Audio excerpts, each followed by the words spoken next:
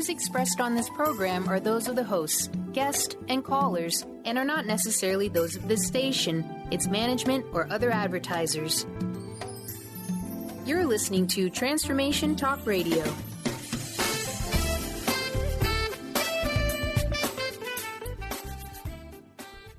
Hi, welcome. This is Dr. John DeMartini. This is one of the most amazing and inspiring shows that you can listen into. If you want to be on the edge of your seats, if you want to open up your heart, if you want to expand your mind, and you want to meet incredible people, stay tuned because you're just about to experience a transformative radio show that will change your life. And you're listening to the Dr. Pat Show that's coming up right next.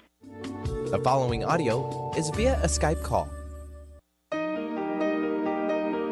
Welcome to the Dr. Pat Show. Talk radio to thrive by. Powerful, inspiring, and coming to you live, bringing you stories of people like you and me, busting through and living life full out. Get ready to dare to wonder what your life would be like if you knew you could not fail.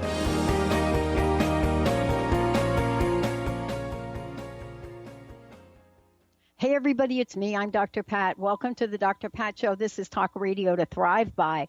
And I want to apologize up front. It seems like that flu thing is going around and making its way to everyone. And my previously scheduled guest, Karen Casey, is not able to join us here today. But I took a poll of you all out there. And one of the things that you said that you'd like me to talk about today, and it came back in several ways. One, you all asked me to talk about the research that I keep mentioning. But before I do that, let me say hi to Mr. Benny. Hello, Mr. Benny. Hi, Pat. How you be? I'd be good. I'd be good, too. Really interesting today lineup. We're going to have Kripa Upade on the show here with us in a little bit, who's going to be talking about immigration. But today we have this cancellation, and what I decided to do is talk about some of the things that I posted a few things on social media, and apparently people are like, okay, you got to talk about this, and so. So I thought, well, why am I so passionate about broken promises? Or why am I so passionate about things that aren't true? Let me just take a breather right now. I grew up in a family with a mom, my stepmom, Benny, you've heard me talk about my mom. She was an amazing woman from the South. And one of the things I know about my mom is that she was so clear with all of us kids. And one of the things she said to us, I don't care what y'all girls do. And you out there, I don't care what you're doing. But I'm telling you now, honey, whatever you're doing, you better not come through that door, honey, and lie to me. You better not come through that door. You know that expression, Benny? What is that movie? You Can't Handle the Truth? Oh, from A Few Good Men? A Few Good Men? That clip, mm-hmm. Yeah, that clip. You can't handle the truth. Mm-hmm. I want to tell you, it was the opposite in my family.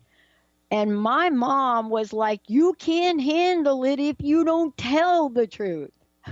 It's like, yeah, that's right. Oh my God. And I was really struck by a couple of things in the news. And I'm telling you folks, you know me, man. I do this show and I don't get all headline news with you. But I was really struck by something. And one of y'all said to me, Pat, when are you going to talk about that research you keep talking about? Well, let me just explain what the research is and how it relates to my mom and what the consequences were for us three girls and my brother, what the consequences were for us when we lied. And I was really struck by, I had this flashback, Benny. I really did. I had this flashback. And it was a time in my life where my mom, and this is how the whole thing came up. I used to go play in down in the lot down the end of the street in the Bronx. I grew up in the Bronx.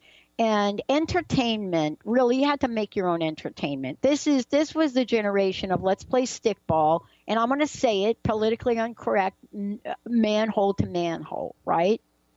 And so I just want to say about this, that this is what I did, manhole to manhole, stickball, we roller skated, the whole thing. But down the end of the street, many of you know this, you've heard me talk about it before on the show, anytime you were to build a house or a housing community in the Bronx, generally what was underneath it was landfill.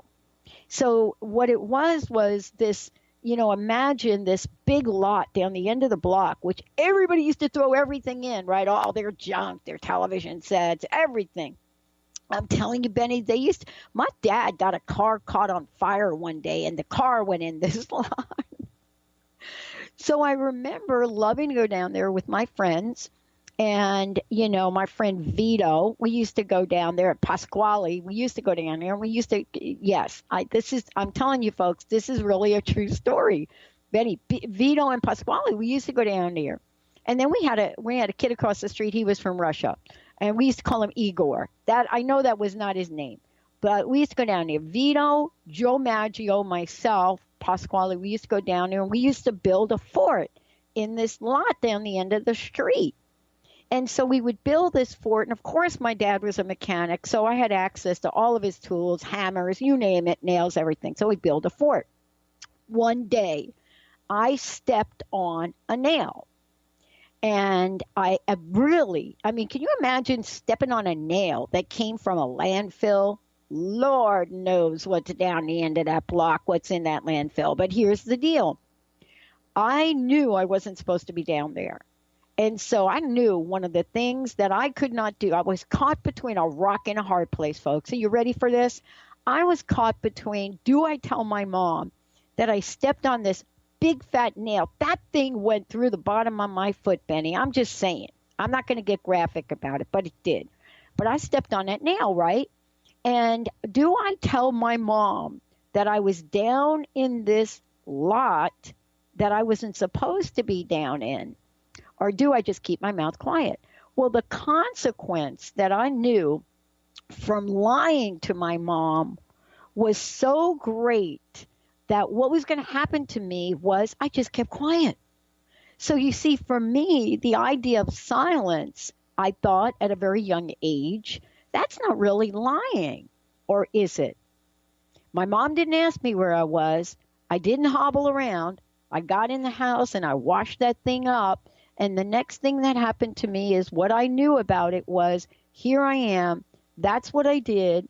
And all of a sudden, a couple of days go by, Benny, right? A couple of days go by. The days are going by. And all of a sudden, Benny, I can't walk. I'm not able to walk. Right, Benny? Can you imagine your boy stepping on a nail and then all of a sudden not telling you, and here we go. And I could not walk. So I couldn't walk. And what I'm doing is I'm walking down this lot.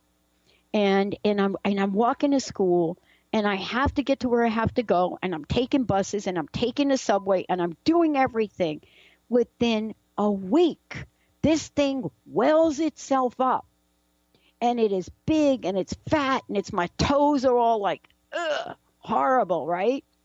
And all of a sudden, I am in a lot of pain. I'm in a lot of pain, and I'm still not going to tell my mom. I'm not going to say, OMG, Mom, guess where I was a week ago? I was down in that dirty lot. And why do you think my mom didn't want me down in that dirty lot?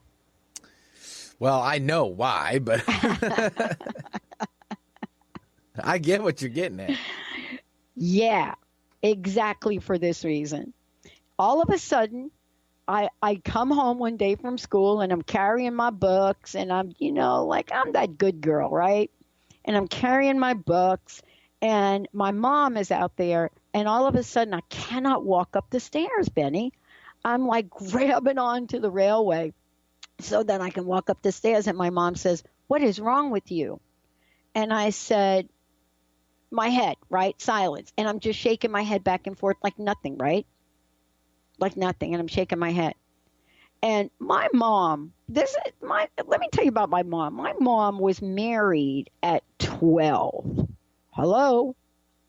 Is right? that like, not to be like statistical, is that a record? Is that like the That's young? down the South. That's old school really down the young. South, buddy. Wow. That's old school. Apparently. Down the South. My mom would say if you got to be 14 and you weren't married, you pretty much, that was not good. That was where, they sent you to another country. If you're 14, this is what she used to tell us. She said, honey, if I got to be 14, I wasn't married, I was going to be in trouble. And so all of a sudden, here we go. 12, she had her first child, a 13, her second child. My sisters, Joyce and Doris, right?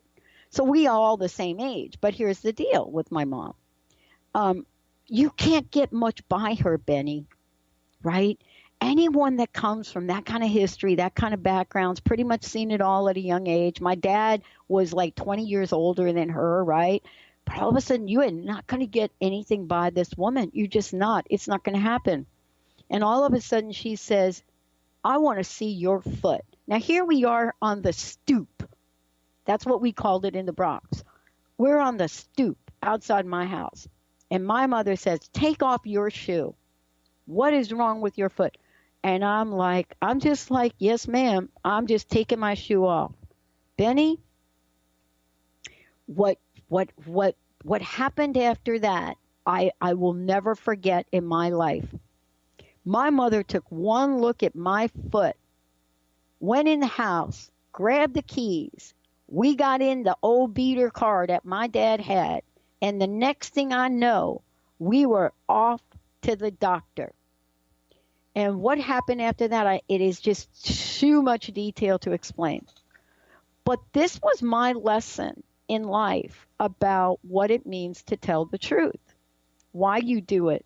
Now, I'm not even going to tell you what happened to me after that, because, with my mom, if there was a lesson to learn with all of us kids, and I have many of them to share, but not today, if there was a lesson for me to learn with all of the kids, here, we never forgot these things. Clearly, there was going to be some consequence to that.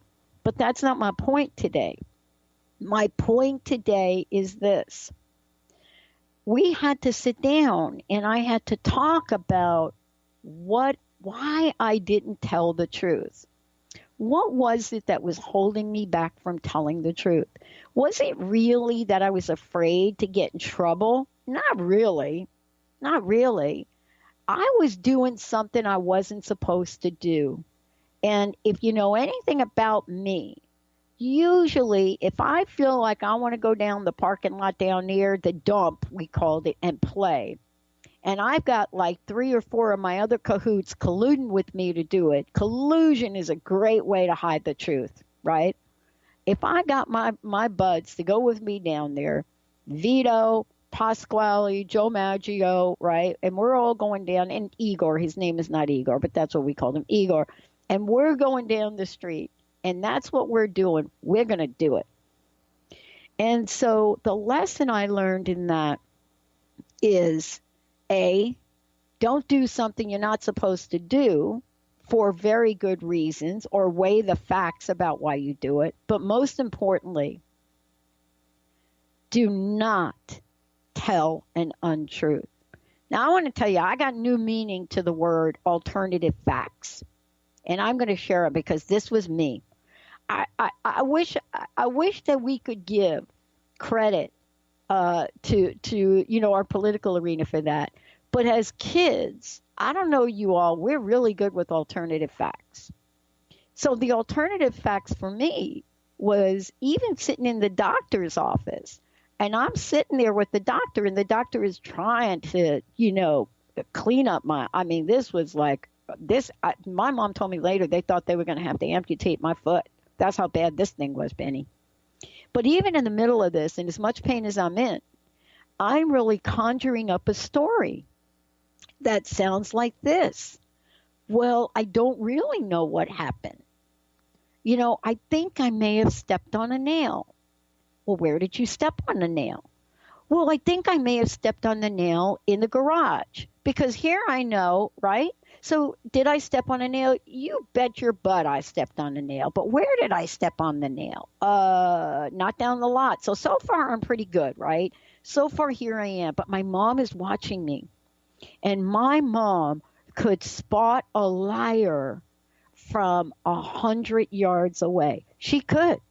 And there's another story about how she learned that lesson. But here I am. I'm still good with my story. Yeah, I think I must have stepped on a nail in my dad's garage. And, so all of a sudden now I'm blaming my dad. Now I'm blaming my dad for not cleaning up the garage. Now, how did I know this story was going to work with my mom? Well, because I used to hear my mom, Benny, say to my dad, Tony, clean up the dang garage. I'm not cleaning up your tools, honey. I'm cooking. I'm going to make you fried chicken. I'm going to cook for you. But I am not going down in your garage, your workspace with the oil and the grease. And I am not going to pick up your mess. So here it is. I got my story now. These are my alternative facts. This is it. I got it. I could pretty much get away. I'm sitting there in the office with the doctor, and he's got all sorts of things he's doing to my foot. And he's asking me this question. You know what? I think I stepped on a nail. I think I stepped on a nail in the garage. And I look at my mom, and I'm saying to my mom, Mom, let me tell you about the nail. Remember that piece of 2x4 that Dad got down there that had that nail in it? Here I go. Now I really got my alternative facts. I'm lining this up. I got it going because right away I'm saying I did step on a nail. So that's not a lie, Benny. I did step on a nail. Now, where did I step on the nail? I got to tell you, when I stepped on that nail down at that lot, that dump, that fort that we bought for each other, that nail went so far through my foot, I will tell you, I knew that I stepped on that nail down there. But so far now, I got a little story about it, which is starting to feel really much like the truth. And the doctor says to me, oh, how did you get the nail how did you get the 2x4 out of your foot? How did you pull that out of your foot? Because he said, this nail went in there pretty good. You had to, how did you pull that out? That went through your shoe, that went through the thing, that went through the 2x4. So here I am, right? And so here's what I said. I said, Joe, which lived 2 doors through, Joe and Pasquale, and they helped me pull it out. Now, now I got the story going here. They pulled it out. So far, Benny, I'm not lying, right? Because I did have the nail. They did help me pull it out. But so far, I'm thinking I am skating home with this. Then he says, to my mom, and I knew these two were colluding with this, Benny. I knew it. I didn't know it then, but I do know it now. Then the doctor turns to my mom, and I'll never remember this because I remember the smell of antiseptic and everything going on in this room. And he turns to my mom, and he says, Doris, when you go home, would you mind bringing in that piece of wood with the nail? Because we can run some tests on it, and it'll save a lot of time. And we don't have to stick. Listen, this is like the Nightmare from Elm Street for me. You're a kid, and I'm a kid, and I don't know, what was I, 10, 11? I don't even know. And I'm sitting there, and my mom, and so the doctor turns, Doris, honey, Doris, can you go get? And my mom looks at me and says, honey, do you think we could get that?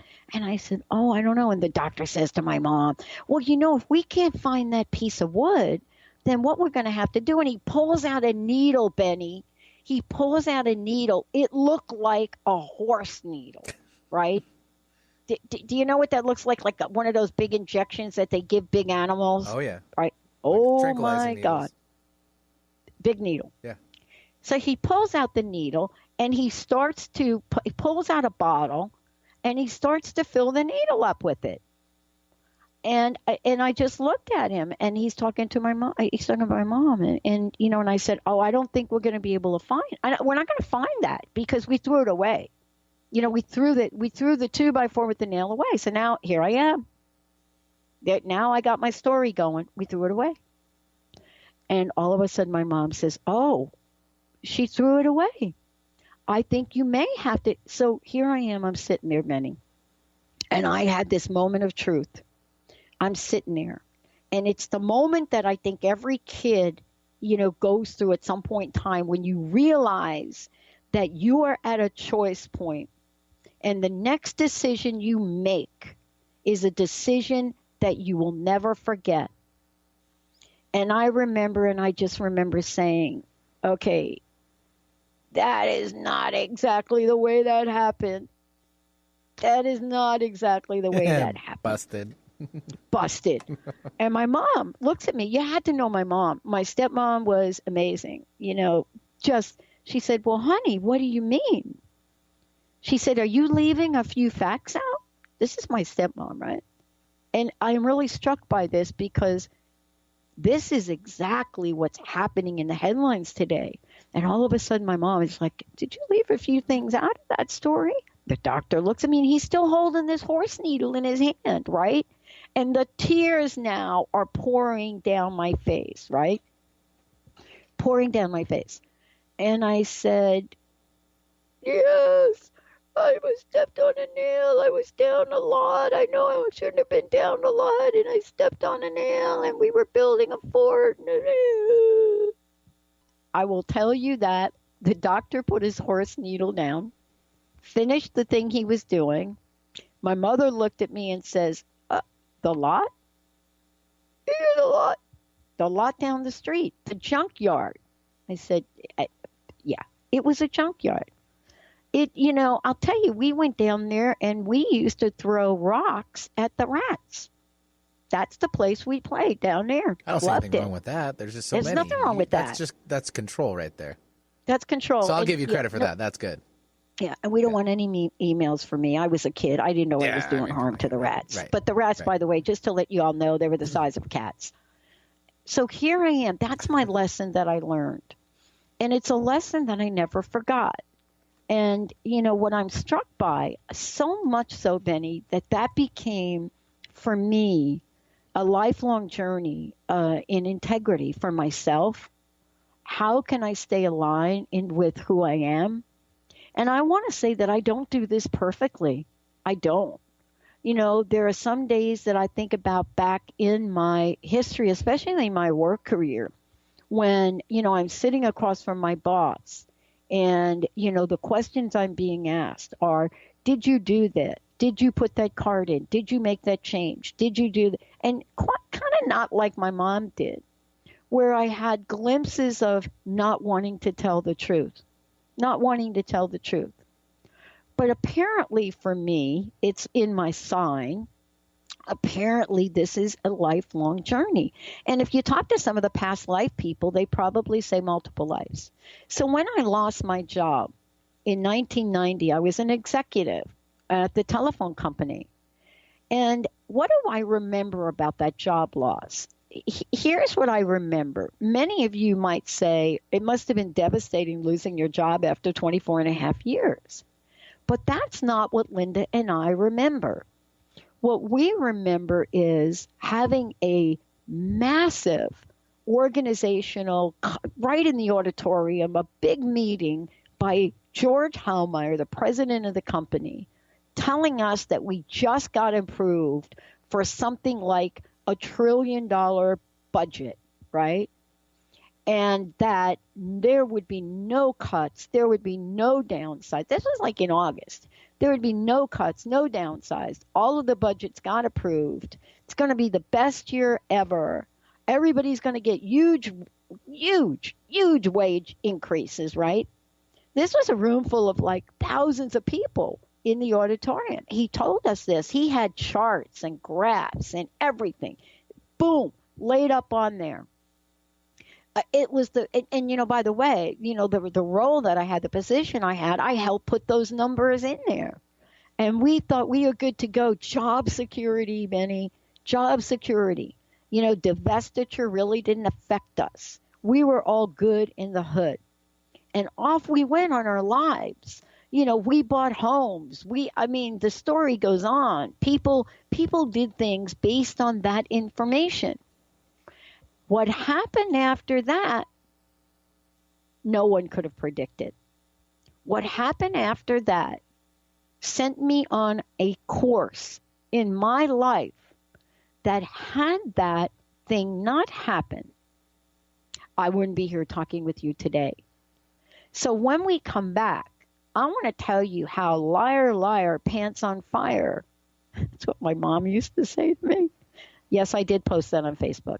Liar, liar, pants on fire became a reoccurring theme for me to be on the lookout for. And I want to share when I come back what I spent 8 years researching, because many of you have asked me, are you ever going to talk about it? After researching this for 8 years, I will tell you I had to go to therapy. Let's take a short break, Mr. Benny, if we could.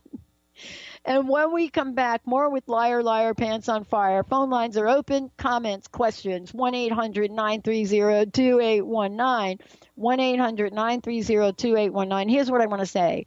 If you ever end up in a place where Liar, Liar, Pants on Fire, make sure you're next to a fire extinguisher. We'll be right back.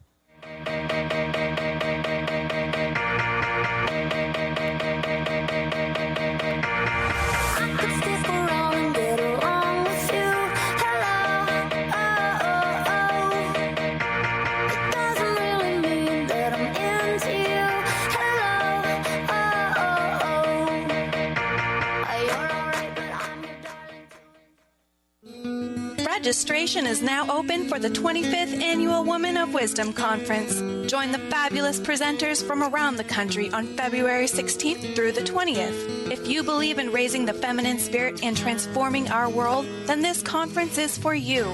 Get your tickets now. One day and full weekend passes are available. For more information about presenters and tickets, visit womenofwisdom.org. That's womenofwisdom.org. A word of caution, if you prefer the status quo and you are not interested in improving every aspect of your life, this book will trigger the shift out of you. The Truth is Funny, Shift Happens is available now. Author Colette Steffen brings the powerful knowledge and life-changing energy and empowerment from the radio airwaves to the pages of her new book. To get your copy in paperback or ebook, visit thetruthisfunny.com today.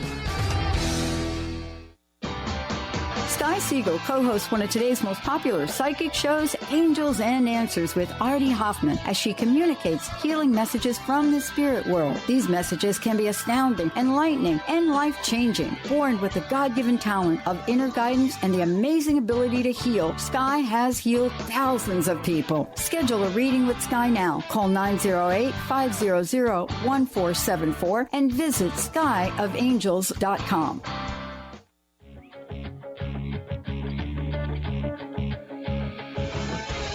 Hi, this is Leslie Fontaine, and my show is Sheer Alchemy on TransformationTalkRadio.com. When we're bogged down with our emotions, the hardships that plague us in our relationships, at work, our finances, we literally can't see the higher plane where we could be operating from. Tune in to Leslie Fontaine, Sheer Alchemy on TransformationTalkRadio.com.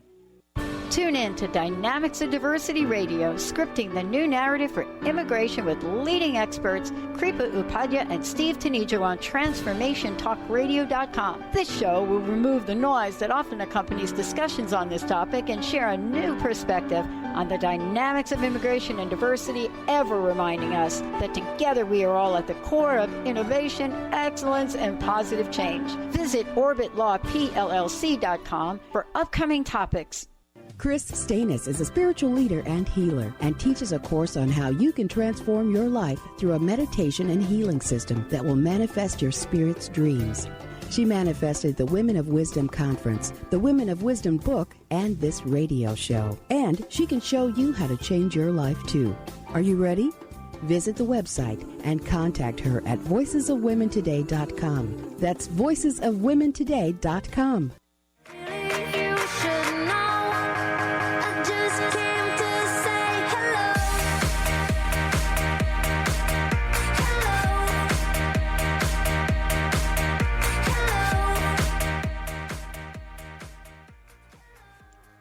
Hey everyone, welcome back. It's so great to have you all tune us in and turn us on. You know, this morning, Benny, I was listening to Claire Candy's show. And the show is fabulous, by the way. And for those of you who are not familiar with it, let me give you a little bit of information.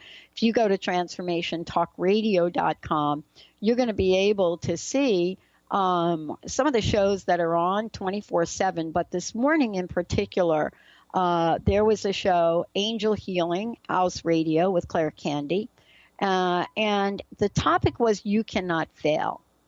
And I'm really struck by the idea that you cannot fail. And what happens if we really believe that?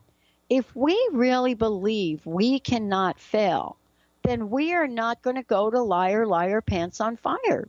We're just not. Like the story I just shared with my folks, my mom, and stepping on that nail, which almost, by the way, cost me my foot. It almost cost me my foot. That's a real story. It almost cost me my foot. And what I want to say about that is, if I were to hold that sacred angelic space, if I were to hold that and learn that I could not fail, then there are things that I would learn to stand up for in my life. And when I lost my job, I did just that. Because the next part of that story is that in August, and I believe it was like August 26th, we had that meeting, which we're not going to fire anybody. Budget's bigger than ever. 1 month later, I'm in human resources in program development, and we are now told that not only was that budget or is that budget not going to be approved, but it was going to be cut. And we were going to be implementing one of the first downsize initiatives in this country. And downsizing is the word that was used back then in the in early 90s, downsizing. And as the story unfolds, and what you should know is, it really wasn't the downsizing initiative, but if you take my mother's, belief in liar, liar, pants on fire, not lying, no matter what, and you hold what Candy talked about this morning, about you cannot fail, then when you put those together, the truth will set you free. Because the truth of the matter is, when we are that connected with a level of integrity, we don't have to make things up. We don't have to cover up. We don't have to change the story. You don't have to be part of a president's speech where he knew that we were not going to be approved for $1 trillion budget and thousands of people were going to be laid off.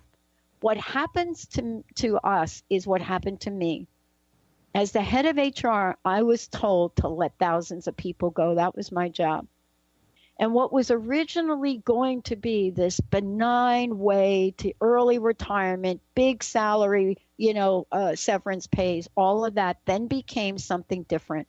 And my boss said to me at that point in time, I want you to fire your employee who has 29 years of service and 11 months. That's 1 month from a pension. And I must have heard Claire Candy's voice in my mind saying to me, that is not the right thing to do. And if you do the right thing in this moment, you cannot fail. If you do the thing which may change the course and direction of your life, you cannot fail.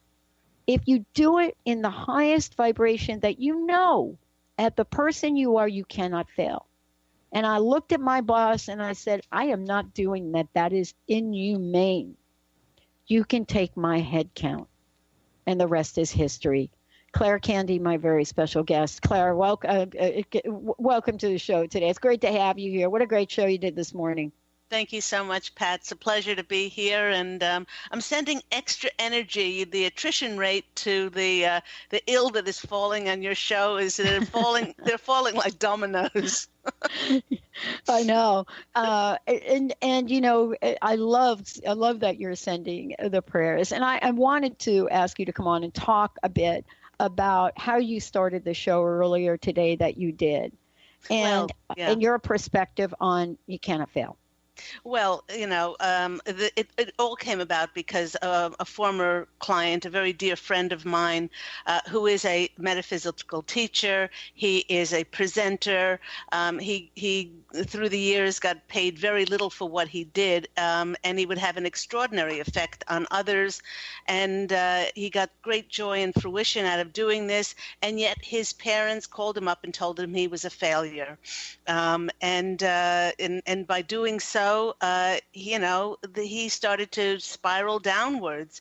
It's been very difficult on his family, on his young daughter. He's a single dad.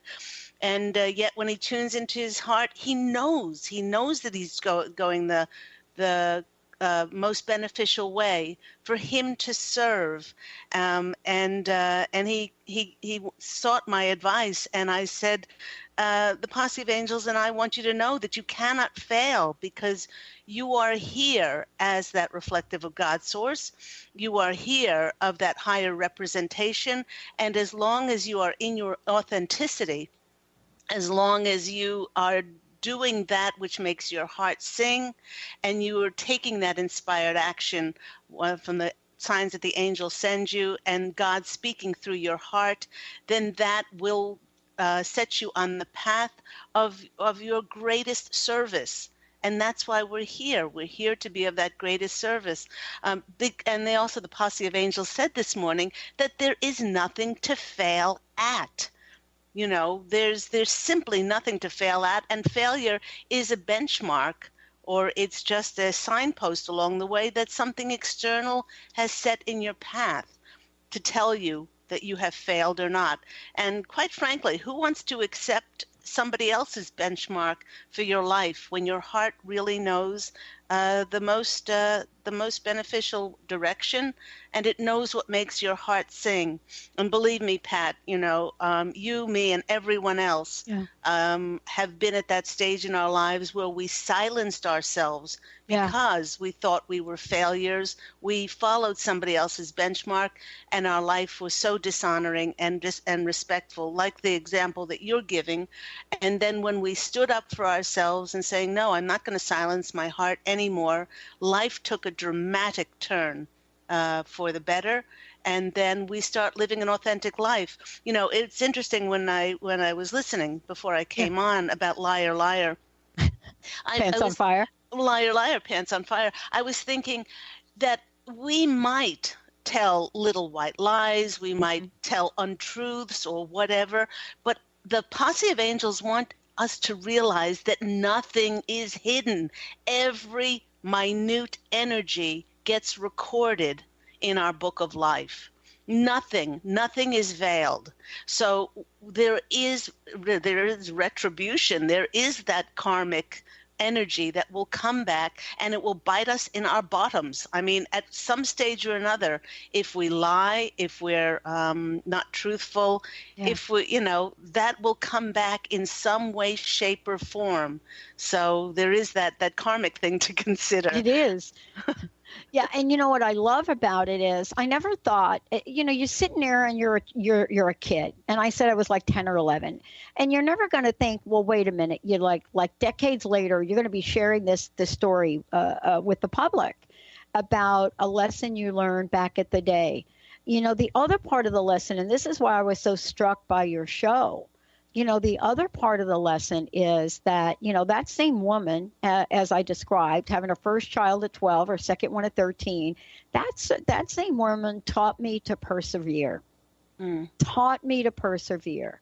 The idea of never being able to do something, and the words "I can't" were so not in her vocabulary. That's the other thing I learned from her is, this idea of I can't. I can't do the pogo stick. I can't do this, or I can't do that. I can't play that instrument. That's just was not in her blood. But at the same time, I want to ask you this. At the same time, I got the kind of support growing up to help build some stamina and some resilience and some of those spiritual muscles. I got that as well. How important is that? Just like the support that you shared for your friend. Right. Well, it's immensely important to have that growing up. But the former soul, before my walk-in experience, she did not have that. She had she was seeing angels and fairies as a young child, conversing with them. I was told that I had an overactive imagination at 5 with a near-death experience and coming back. It wasn't spoken about. Certainly wasn't supported. And so there are some of us that don't have that support as young children, and what that makes us, develops in us is this character of, well, I'm not normal, I'm abnormal, I don't fit in, and some can buoy themselves and become their own cheerleading squad and saying, well, I'm going to go do this regardless, and others, they become quiet and acquiescing. But somewhere along the line, the contrast of it gets like an oyster, like a grit in an oyster shell, and over time, the irritation of it, it might not be right away, it might be years later, but we get so irritated by it that it makes us step forward, and it makes us to be heard and to be seen. So it can work both ways. Yeah. There are so many that have achieved greatness that were not supported as children. And it created something inside of them, this rebel attitude that propelled them forward. Yeah. Part of this too is, and this is what I'm discovering now and why it's so confusing for people, is that, that rhyme, that liar, liar, pants on fire rhyme, there are a couple of stories about how it originated. One of them is, kind of like what I just described, right? There was a young country boy who stole a cigar from his dad's smoke box, right? Mm-hmm. And clearly this is something that I would have done. My dad smoked cigars, and at a very young age, I was like, okay, I'm going to smoke the cigar too, right? Right. But I never did this. So the kid steals it, goes into the shed, right, and is attempting to mimic his dad. And so he lights the cigar. The dad smells the smoke. And there's then the expression where there's smoke, there's fire, right? Right. The dad smells the smoke, follows the trail of the smoke over crunchy leaves. And when the kid hears the dad's footsteps, right? Because we could hear the footsteps of truth coming, right? Yeah. When the dad hears it, he snuffs the cigar as best he could and then sticks it in his back pants pocket, right? Yeah. Dad opens the shed. And this is why I wanted to talk about this today, because this is literally what's happening. The dad opens the shed, and the kid is like all innocent, just like me, sitting in the doctor's office and saying he was looking for a hook to go fishing with a friend, at a promising fish. So here we go. Now we got that story. All of a sudden, the spark ignites in his pocket, right? And the kid's pants on fire. And the father's watching the smoke coming out of his pocket. And dad yells, liar, liar, pants on fire. That is wonderful. Isn't it? But that's the story. What I think we're faced with now, and this is really for me, is I was talking to a friend who is a journalist. And, he was saying to me, he was just talking to me, Claire, about, we really are having a hard time. We can't tell. And so I said, you're telling me you can't tell the truth? I said, you're a journalist. I said, I don't understand. You can't. He said, well, we really can't because we're going to be locked out. And I'm thinking to myself, I'm so not buying into that. Absolutely. You know what it really makes me think about, Pat? What? Tell me. It makes me think about the civil rights movement and how, to go along to get along was not the status quo anymore. It was those voices that stood up and said the way things were. and the truth. And each one of them brought the Berlin Wall of the civil rights down. We're still fighting it today, but we've made tremendous strides. And for journalists not to tell the truth in this day and age, I mean, we can see it. Those of us who are awakened and conscious, we cannot watch the ludicrously skewed, manufactured, controlled media anymore because of the circus that it's presenting. We're now conscious enough to perceive the circus that's going on there, in the manufactured media, and it's time that somebody stood up and said, Your Majesty, like in the Emperor's New Clothes, Your Majesty, you're naked. I'm sorry. But this is the truth. And I was using this example recently, that the Berlin Wall was up forever. It was made of really strong material, and it was, steadfast. And one day it was up, and the next day it was down. Yeah. What each one of us can do in this stage is not fall into despair, but see how much of the world is shifting. And somebody says, yeah, but all you got to do is look at the news. But you don't get your cues from the news. I get my cues from something like Standing Rock. Standing Rock would not have occurred if the shifting of the consciousness was not at an elevated level. And it's these things, the truth about, the high levels of mercury and thimerosal in vaccines. I mean, all of these things, GMOs, fluoride, chemtrails, all of these things are coming to light, to be acknowledged, to be thanked for their contrast, to be blessed, and then to be released. So, it was, I just saw a wonderful movie, Hidden Figures. Yes, I did too. Oh my gosh, that touched my heart. In that how they changed the system was they stayed in their integrity, they stayed with their dignity, but they also stood up for what they believed. They stood up in their authenticity. They stood up in their truth, that they had the right to be equal. They didn't want to have special treatment. No, really, nobody wants special treatment. Right. They want to be treated as equals. And if journalists want to be treated as professionals, as equals, it's time for somebody to stand up and say, Your Majesty, you're naked. Well, that happened yesterday. I mean, what happened yesterday, in Meet the Press by Chuck Todd was groundbreaking. It was groundbreaking what he did. And, people are saying, who the bleep is Chuck Todd, right? Because what the heck here's Chuck Todd. You're getting a story that says, well, wait a minute, it's not really a lie. It's they're alternate facts. Can you imagine if I'd have said that to my mom?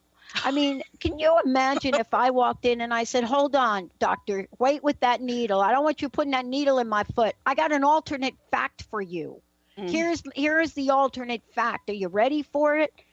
Are you kidding me? I know now, sitting here talking to you, that my mom would have looked at that doctor and said, shoot her up with that needle. Yeah. I mean, absolutely. I know it, but I've gotten emails. We posted a few things on Facebook from an old boss of mine, Bob Davis. I gotta love Bob. Bob gave me one of my first breaks in the phone company. He never treated me as a clerk. He never treated me as less than. He gave me some of the most incredible assignments around divestiture. I mean, this was a man, him and Carlton Brown, they were two leaders that I never will forget, ever. And I got to tell you, we saw the good, the bad, and the ugly in that process.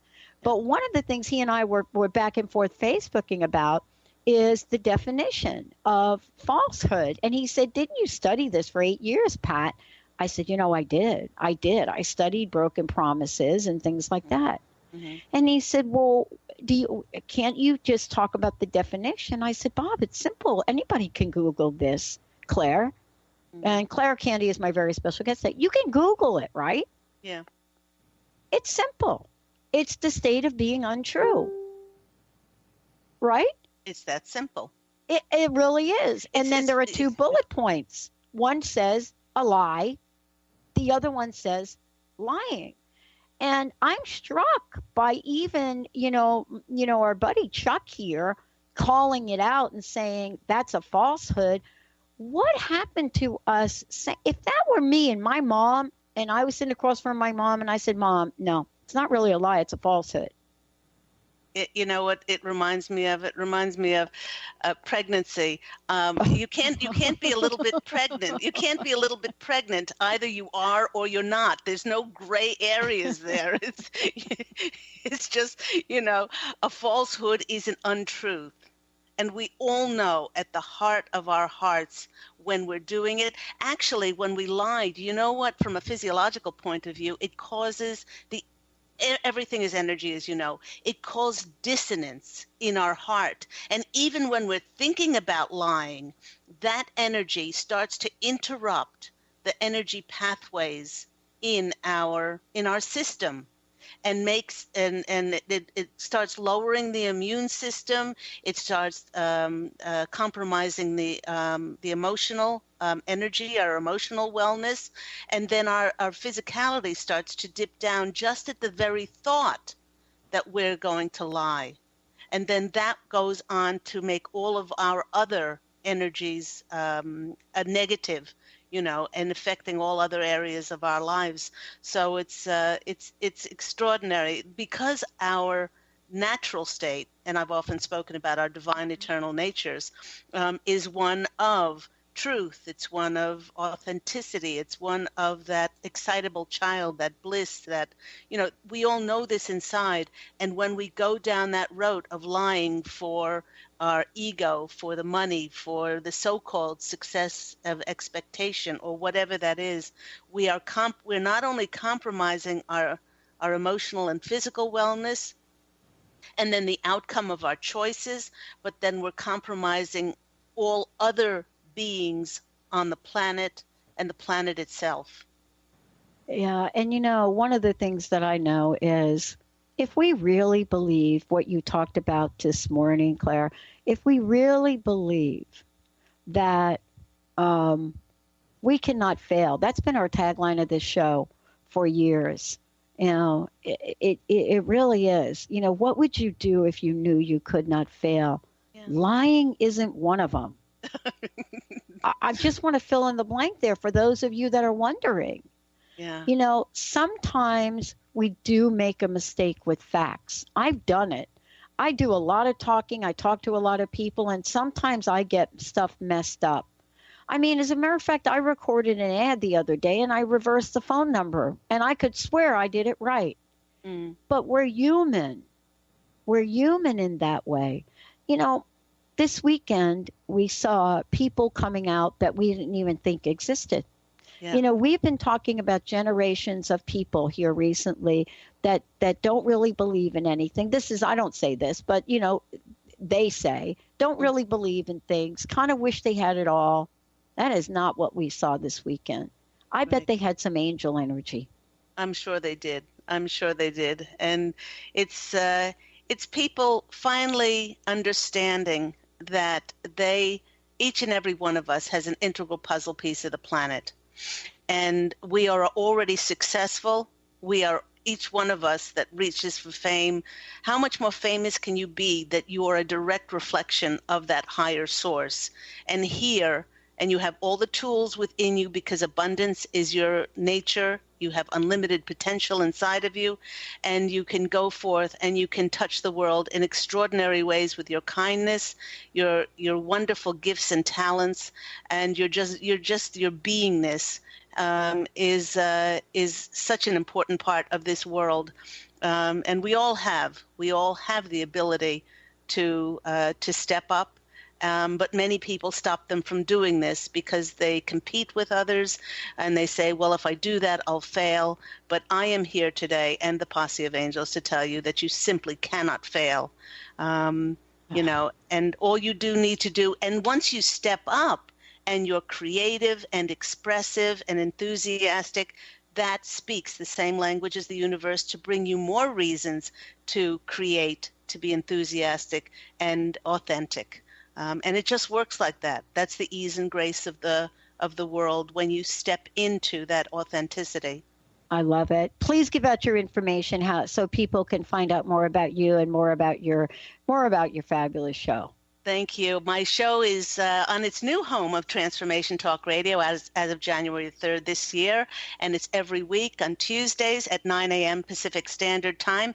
You can always get a hold of me at Angel Healing House, which is my beloved business for the last 14 years, and that phone number is 831-277-3716. You can email me at Candy, Candy, at angelhealinghouse.com, and that website is angelhealinghouse.com. I have 3 glorious books, Angels of Faith, One True Home Behind the Veil of Forgetfulness, and my revealing autobiography with my face on the cover, I Am an Angelic Walk-In, and they can all be ordered and purchased from angelhealinghouse.com.